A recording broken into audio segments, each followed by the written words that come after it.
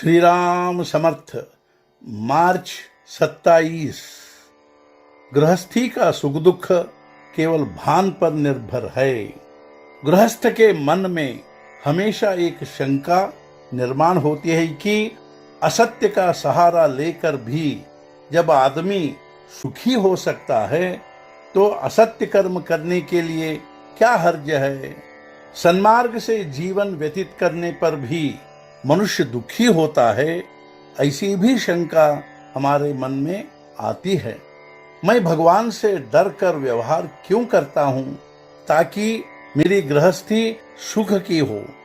इतना प्रयास करने पर भी यदि हम सुखी नहीं हो सकते तो उसका क्या उपयोग। कितनी विचित्र बात है, उतनी जैसे खेल में घर बांधने के लिए राज को बुलाने जैसी गृहस्थी में जागृत रहना नितांत आवश्यक है।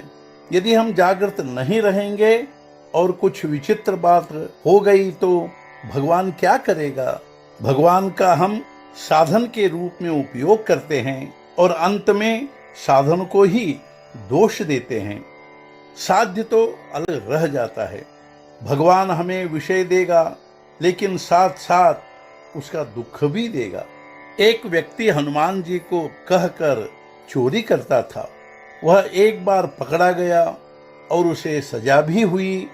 तब सजा भी हनुमान जी की अनुमति से ही हुई ना। मैं कौन हूं यह जब तक हम पहचानते नहीं तब तक अत्युच्च कोटि का वैभव प्राप्त होने पर भी समाधान प्राप्त नहीं होगा। जिसके कारण गृहस्थी निर्माण हुई उसे पहचानने की क्षमता आनी चाहिए।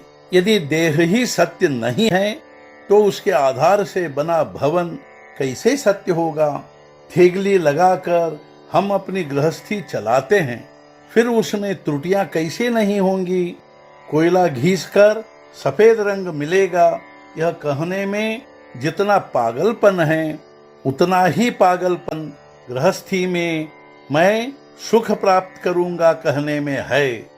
सुख दुख तो अपने भान पर निर्भर है। हमें जितना सुख प्राप्त होने वाला है उतना ही मिलेगा, किंतु मुझे यह चाहिए, मुझे वह नहीं चाहिए, यह वासना मिट जाएगी तो सुख दुख शेष नहीं रहता। वासना का पूर्ण क्षय होने के लिए भगवान का अनुष्ठान ही एकमेव उपाय है। वासना लाडले कुत्ते की तरह है, उसे केवल दुत्कारने से वह हटती नहीं। किंतु यह बात भी सही है क्योंकि हम ही ने उसे अकारण लाड प्यार से वाह्यात बनाया है। इसीलिए तो वह पूजा पाठ के समय भी जहाँ देवता के लिए कमरा है वहाँ भी आती है।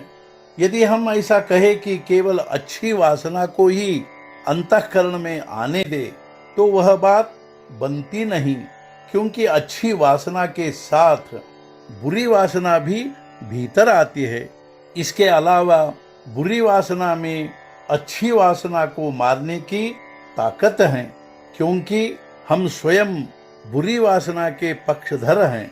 वासना का किसी भी उपाय से तृप्त होना संभव नहीं। अतः हम यदि भगवान के समीप ही निवास करें तो वह नष्ट होगी। मैं करता नहीं हूं, परमात्मा करता है की भावना से जब तक भगवान को हम अपना मन समर्पित नहीं करेंगे तब तक फल की अपेक्षा छूटेगी नहीं, और जब तक फल की अपेक्षा छूटेगी नहीं तब तक मनःशांति दुर्लभ है। आज का मुख्य विचार, वासना का मतलब है देवता के विरुद्ध अपनी इच्छा।